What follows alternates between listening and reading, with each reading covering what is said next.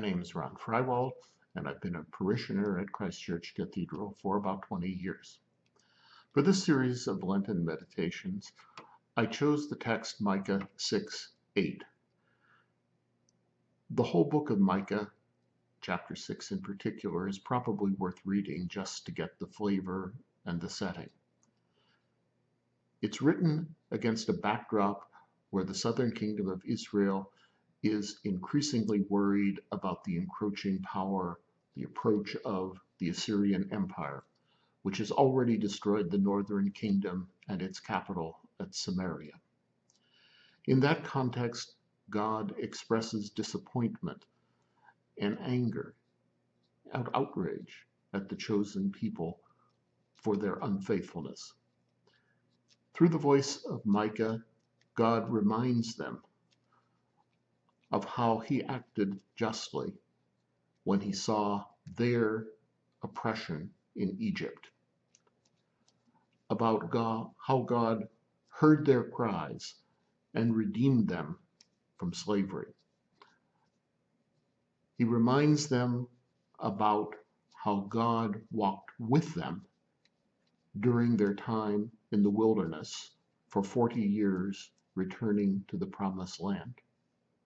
And in the context of all those reminders about who God is, he says, "Have I asked that much of you? Have I been a burden to you?"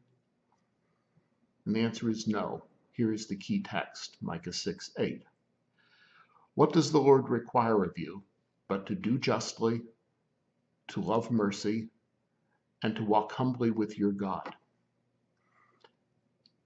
He asks them to be imitators of God, to act justly the way God did when he saw their plight in Egypt, that they should listen and hear calls for mercy as God did, and that they should walk with God day by day as God walked with them in the wilderness. In this season of Lent, as we examine ourselves, this verse gives us a good standard by which to measure our walk. It asks that we live a life in imitation of God that in some way parallels the roles of God as the creator and the establisher of justice, as the one who redeems and is merciful to others, and the one who is a companion and sustainer.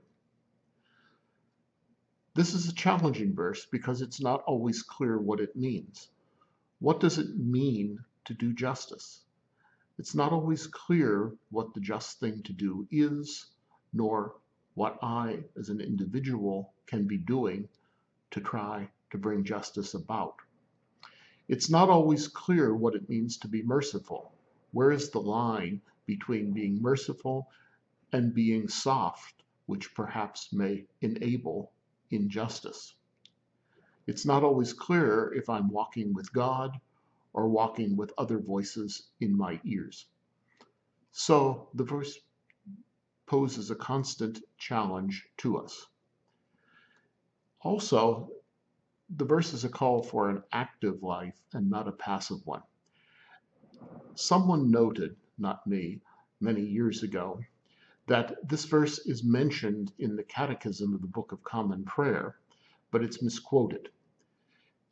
In the Book of Common Prayer, it reads, "What response did God require from the chosen people?" Answer, God required the chosen people to be faithful, to love justice, to do mercy, and walk humbly with their God. The remark that observer made was right on target, that the misquotation softens what the prophet asks of us. Micah asks that we do justice. It's much easier in the misquoted version to love justice. Micah asks that we love mercy.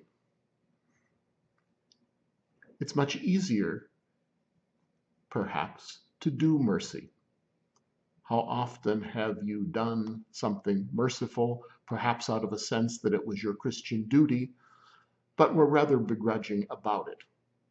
On the other hand, how many times have you done something merciful just because you loved being merciful.